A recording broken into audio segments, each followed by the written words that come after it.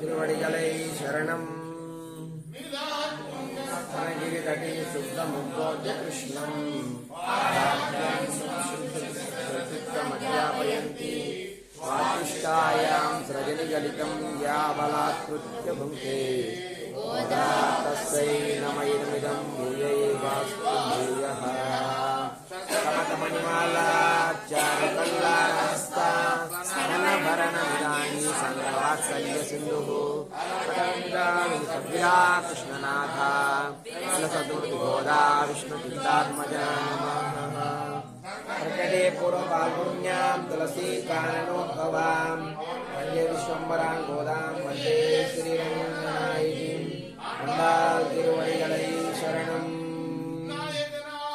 நாயகனாய் நின்ற நந்த கோபனுடையாய் கோயில் காப்பானே கொளித்தோறும் தோரணா வாசல் காப்பானே மணிக்கதவம் வாழ் திறவாய் ஆயர் சிறுமீரோ அரைப்பறை மாயன் மணிவண்ணன் என்னலே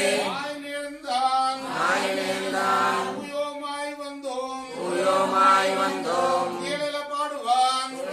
பாடுவான் ஆயால் முன்ன முன்னம் மாத்தாதே அம்மானி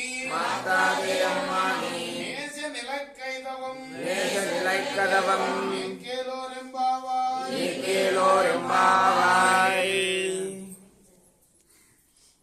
అందరూ కలిపి గోపికలందరూ కలిపి జ్ఞానోత్తములైన తమ తోటి గోపికలను తీసుకుని ఎక్కడికి వచ్చారు?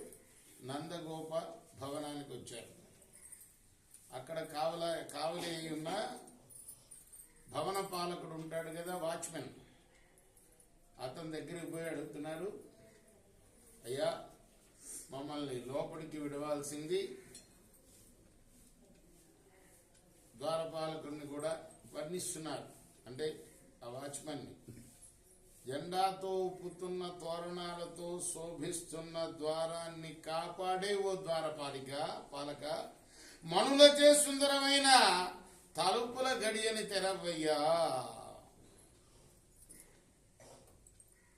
మాయావి ఉన్నాడే, ఎవరైనా మణివర్ణుడైన కృష్ణ భగవానుడు మాకు మాట ఇచ్చున్నాడు.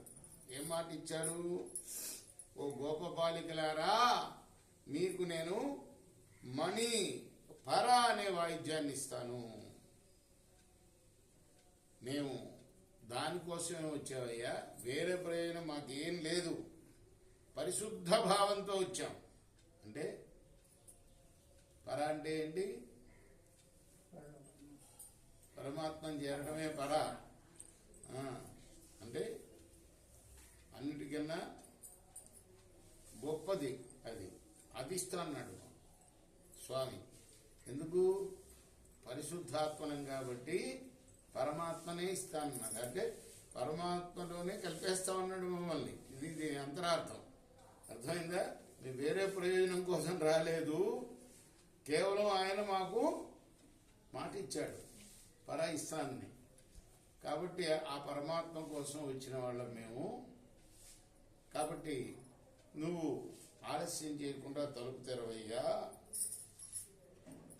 మేము ఆయన్ని లేపుతాం. ఎలా లేపుతాము? పాటలు పాడి లేపుతాం. మామూలుగా రాజుల్ని ఏం చేస్తారు? స్తుతిస్తూ ఉంటారు లేపటానికి. అలా లేపటానికి వచ్చామయ్యా మేము. నువ్వు మాత్రం ముందుగానే వద్దు విడవను అని మాత్రం అనకు మమ్మల్ని.